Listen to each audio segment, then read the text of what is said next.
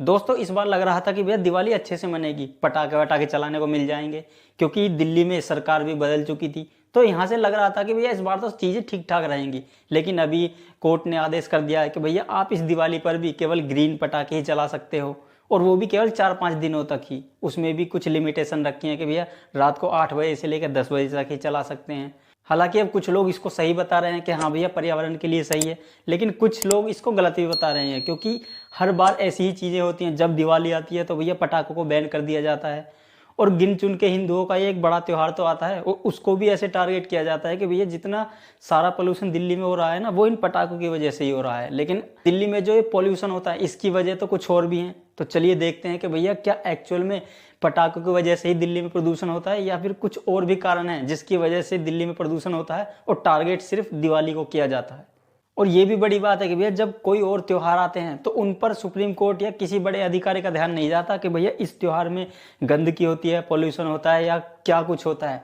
लेकिन जब बात आती है भैया होली या दिवाली की, तो भैया वहाँ पर सभी लोग आगे आ जाते हैं कि भैया होली पर पानी मत फेंको, पानी खराब होता है, दिवाली पर पटाखे मत चलाओ, उससे पोल्यूशन होता है। और भैया दिवाली पर पटाखे बैन होने से केवल दिवाली का त्यौहार जो है वो उस पर ही इफेक्ट नहीं पड़ता, जो पटाखों का कारोबार है, कई हजार करोड़ का जो पूरे देश में कारोबार होता है पटाखों का, वो भी कहीं ना कहीं इफेक्ट होता है। क्योंकि भैया पटाखों का कारोबार काफ़ी बड़ा है, और इसमें फैक्ट्री से लेकर बनाने वाले और उसमें हजारों लोग जो काम करते हैं उनकी रोजी रोटी पर भी काफ़ी ज़्यादा इफेक्ट पड़ता है एक दिवाली पर पटाखे बैन करने से। जिनको फोड़ना है वो फोड़ते ही हैं, चाहे आप बैन कर लो चाहे आप नहीं बैन करो। और इसीलिए भैया अगर हम पिछले 1 दशक का डेटा उठाकर देखें दिवाली के टाइम का, तो वहाँ पर पोल्यूशन का लेवल दिवाली के बाद एकदम से बढ़ता है।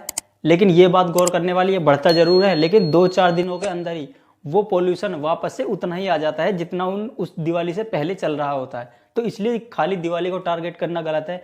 लेकिन जब दिवाली पे पटाखों को बैन कर देते हैं तो ये दिवाली के आसपास या पूरे सीजन में ही फिर ये पोल्यूशन आता कहाँ से है, ये बड़ा सवाल है। तो भैया इसी का जवाब जानने के लिए हमने रिसर्च की, और ये पाया कि भैया दिवाली पर जो पटाखे बैन होते हैं वो तो पोल्यूशन का कुछ परसेंट ही है। जो इतना सारा पोल्यूशन होता है उसका मेन कारण तो कोई और ही है। ये दिल्ली पोल्यूशन कंट्रोल कमेटी की एक रिपोर्ट है, जिसमें ये बताया गया है कि भैया दिल्ली में जो प्रदूषण है उस किन किन कारणों से होता है, और उसके जो मेजर सोर्स हैं वो क्या क्या हैं। आप भी इसको देख सकते हैं, ये उसकी पूरी रिपोर्ट है। और उसमें मेजरली 2 ही तरह के जो पोल्यूशन है उसको ज़्यादा खतरनाक माना जाता है, एक तो PM2.5 और PM10। ये बेसिकली ऐसे छोटे छोटे पार्टिकल्स होते हैं जो हवा के साथ हमारे शरीर के अंदर चले जाते हैं और शरीर में काफ़ी ज़्यादा नुकसान पहुंचाते हैं। तो इस रिपोर्ट के आधार पर चीज़ों को अगर देखा जाए तो भैया सबसे ज़्यादा प्रदूषण, जो लगभग 20% प्रदूषण है, वो गाड़ियों के निकलने वाले धुएं से होता है। क्योंकि भैया दिल्ली में आजकल ट्रैफिक इतना है और दिल्ली में इतनी सारी गाड़ियां हैं, जिससे निकलने वाला धुआं आज दिल्ली में सबसे ज़्यादा प्रदूषण पैदा करता है। इसीलिए सरकार अब इलेक्ट्रिक व्हीकल पर शिफ्ट हो रही है, जिससे कि भैया दिल्ली में जो व्हीकल आज के टाइम पर चल रहे हैं डीजल वाले, पेट्रोल वाले, उनको हटाकर पूरी तरह से इलेक्ट्रिकल व्हीकल मार्केट में उतारे जाएं, जिससे कि भैया जो दिल्ली का प्रदूषण है वो भी लगभग 20 से 25% तक कम हो सकता है। हालांकि अभी इलेक्ट्रिक पर शिफ्ट होना अपने आप में बहुत बड़ा चैलेंज है, क्योंकि अगर आपने एक बार इलेक्ट्रिकल व्हीकल ले लिया तो भैया उसमें काफ़ी सारे परेशानियां आती हैं। और अगर आपको नहीं पता कि क्या परेशानियां आती हैं तो भैया आपके लिए ये वीडियो है, इसका लिंक आपको डिस्क्रिप्शन में मिल जाएगा, आप इसको भी जाकर चेकआउट कर सकते हैं। और भैया दूसरा बड़ा कारण है कि दिल्ली में जितने भी ये इंडस्ट्रियल एरिया हैं उससे निकलने वाली गैसें और उससे निकलने वाला कचरा, जिससे भी दिल्ली में काफ़ी ज़्यादा प्रदूषण होता है। और ये जो 2 मेन सोर्स हैं यही सबसे ज़्यादा हैं जहाँ से दिल्ली के लिए प्रदूषण निकलता है। और उसके बाद कई सारी चीज़ें हैं कि भैया जो दिल्ली में आए दिन कंस्ट्रक्शन होते हैं उससे निकलने वाली जो धूल है और जो बारीक कण है उससे भी दिल्ली में काफ़ी ज़्यादा पोल्यूशन होता है। साथ ही साथ दिल्ली में इतनी डस्ट उड़ती है, अगर आप रोड पे चले जाओगे तो उससे भी काफ़ी ज़्यादा प्रदूषण होता है। प्लस दिल्ली में इतना सारा कचरा जो एक दिन में प्रोड्यूस होता है उससे भी काफ़ी सारा प्रदूषण होता है। और जो आप दिल्ली में देखते हो भैया कूड़े के इतने इतने पहाड़ हैं, ये भी क्या है, ये भी एक पोल्यूशन ही है जो दिल्ली में होता है।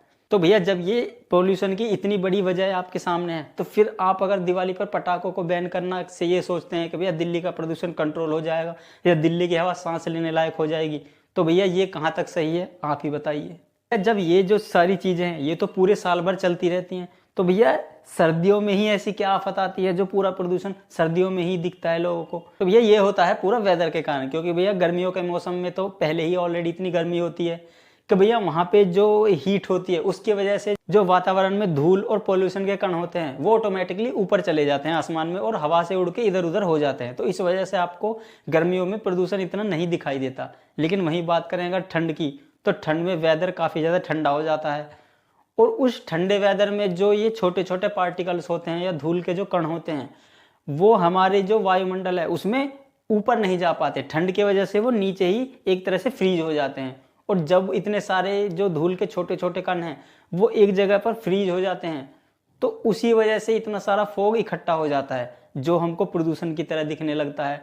और स्पेशली ठंड के मौसम में नवंबर दिसंबर में ही ये चीज़ें एकदम से ज़्यादा होती हैं।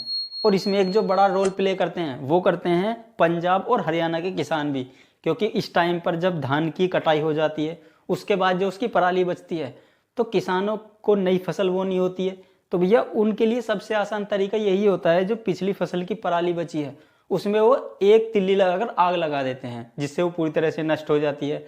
लेकिन यहाँ पर जो उस एक आग लगाने का नुकसान पूरी दिल्ली को भुगतना पड़ता है, क्योंकि जब वो पराली जलती है तो उससे काफ़ी ज़्यादा प्रदूषण निकलता है, धुआं निकलता है। और जो पराली जलती है उसमें से बहुत छोटे छोटे पार्टिकल्स निकलते हैं जो हवा में जाकर वही पार्टिकल फिर दिल्ली में एंटर करते हैं। और दिल्ली में ठंड की वजह से ऑलरेडी इतना पोल्यूशन पहले ही होता है तो वो दिल्ली में ही आकर और उसके आसपास के एरिया में आकर ही फ्रीज हो जाते हैं ठंड की वजह से। तो इसलिए वो उस टाइम पर वो पोल्यूशन एकदम से ज़्यादा दिखाई देने लगता है। हालांकि सरकार पंजाब और हरियाणा के जो किसान हैं उनको इस चीज़ के लिए अवेयर भी करती है कि भैया आप अपनी पराली ना जलाओ, उसको अलग तरह से ट्रीटमेंट करिए।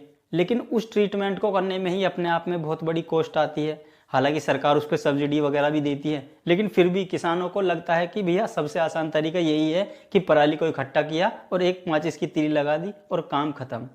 और फिर यही प्रदूषण इतना बढ़ जाता है कि भैया जब दिवाली आती है तो फिर वहाँ पर पटाखों को बैन कर दिया जाता है, जिससे कि भैया ये कहा जाता है कि पटाखों से प्रदूषण होता है, पटाखे से दिल्ली की हवा इतनी ख़राब हो जाती है कि भैया आप सांस नहीं ले सकते। हालांकि कहीं तक ये चीज़ें सही है कि जब दिवाली आती है तो भैया दिवाली से और उसके 2-4 दिन के बाद प्रदूषण का लेवल हाई हो जाता है। उसके 2-4 दिन के बाद ही वापस से उतना ही हो जाता है जितना दिवाली से पहले था।